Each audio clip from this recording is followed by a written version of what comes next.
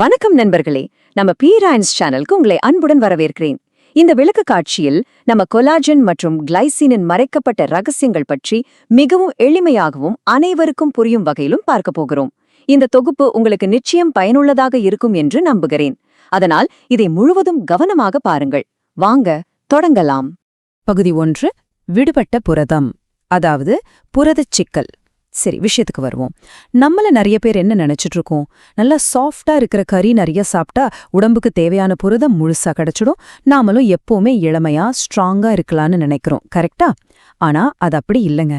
நாம பண்ற முதல் பெரிய தப்பே இதுதான். இதுக்கும் அதுக்கும் உள்ள பெரிய வித்தியாசத்தை பாருங்க.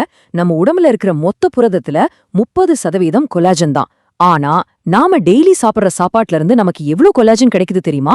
வெறும் 1-3% மட்டும்தான். இந்த ஒரு பெரிய இடைவெளி தான் நம்ம மூட்டுகள், சருமம், தசைநார்கள் எல்லாம் சீக்கிரமே வீக் ஆகுறதுக்கு முக்கிய காரணம்.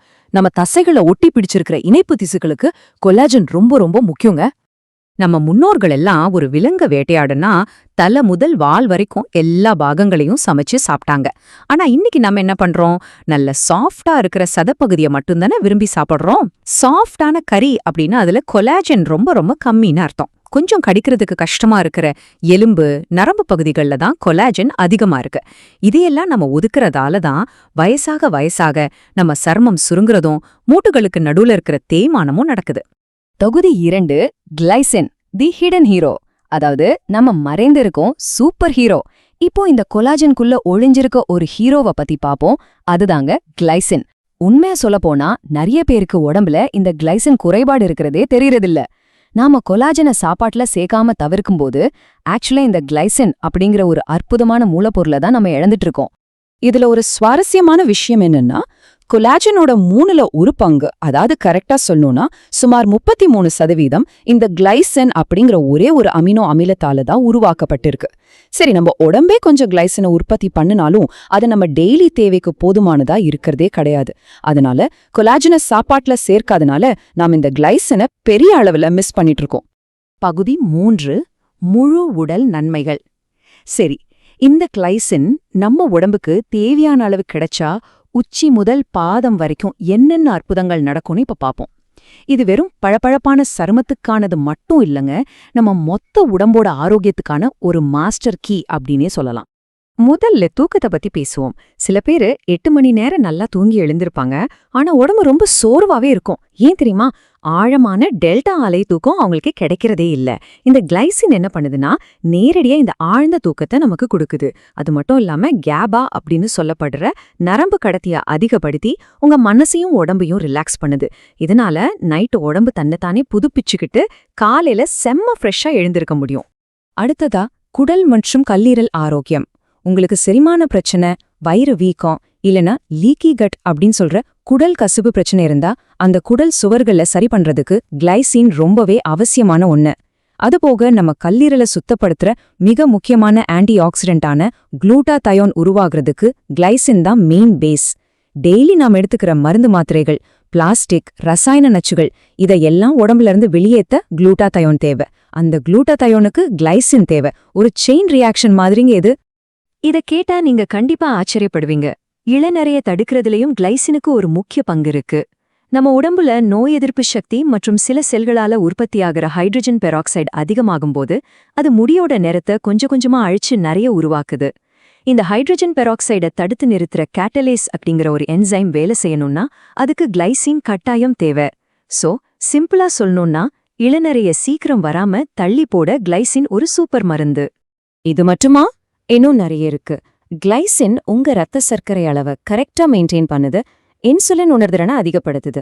இதனால உடல் எடையையும் தொப்பையையும் ஈஸியா குறைக்க முடியும். இன்சுலினுக்கு ஆப்போசிட்டா செயல்பட்டு கொழுப்பு குறைக்க உதவுற குளுக்கோகான் ஹார்மோனுக்கும் இது சப்போர்ட் பண்ணுது. அது மட்டுமல்லாம யூரிக் அமிலத்தை குறைச்சு கவுட் பிரச்சனை வராமலும், ஆக்சிலேட்டுகளை குறைச்சு சிறுநீரகத்துல கற்கள் உருவாகாமலும் இது தடுக்குது. எவ்வளோ பெனிஃபிட்ஸ் பாத்தீங்களா? பகுதி 4, பெப்டைட் சிக்னலிங், உடலின் ரகசியம். இப்போ கொலாஜனை நாம சாப்பிட்டதுக்கு அப்புறம் நம்ம உடம்புக்குள்ள நடக்கிற ரொம்ப சீக்ரெட்டான ஆனா ரொம்பவே சுவாரஸ்யமான ஒரு ப்ராசஸ் பத்தி பாப்போம். நிறைய பேர் என்ன நினைக்கிறாங்கன்னா கொலாஜனை சாப்பிட்டா அது அப்படியே நேரா போய் மூட்டுகள்ல ஒட்டிக்கும் அப்படின்னு. ஆனா உண்மையிலேயே அப்படி நடக்கிறது இல்ல. நாம கொலாஜனை சாப்பிடும்போது அதுல 90% நம்ம திசுக்களை உருவாக்குற செங்கற்களா, அதாவது வெற்று மூலப்பொருளா மாறிடுது. ஆனா மீதி இருக்கிற அந்த 10% தான் இங்க மாஸ்டர் பிரெயின், அதாவது ஒரு ஆர்கிடெக்ட் மாதிரி செயல்படுது. செரிமானத்தை எல்லாம் தாண்டி உடம்புக்குள்ள சிக்னலிங் பெப்டைடுகளா வலம் வர்றது இந்த 10% தான். இந்த 10% பெப்டைடுகள் என்ன பண்ணும் தெரியுமா? நேரா உங்க உடம்புல இருக்கிற ஃபைப்ரோபிளாஸ்ட் அப்படின்னு சொல்லப்படுற செல்லுகளை காண்டாக்ட் பண்ணும். ஏய், இங்க திசுக்கள் சேதமடைஞ்சிருக்கு, உடனே சரி பண்ணு, புது கொலாஜனா உருவாக்கு அப்படின்னு அதுங்களுக்கு கமாண்ட் கொடுக்கும். இது உடம்புக்குள்ள நடக்கிற ஒரு சூப்பரான தகவல் தொடர்பு சிஸ்டம். நீங்க சாதாரணமா சாப்பிடுற ஒரு கறித்துண்டோ இல்ல ஜிம்முக்கு போறவங்க குடிக்கிற வே புரோட்டீனோ இந்த சிக்னலை உங்க உடம்புல ஒருபோதும் உருவாக்க முடியாதுங்கிறது தான் இங்க நிதர்சனமான உண்மை. பகுதி 5 அழிப்பிகள் மற்றும் மூலங்கள். சரிங்க, இப்போ முக்கியமான விஷயத்துக்கு வருவோம்.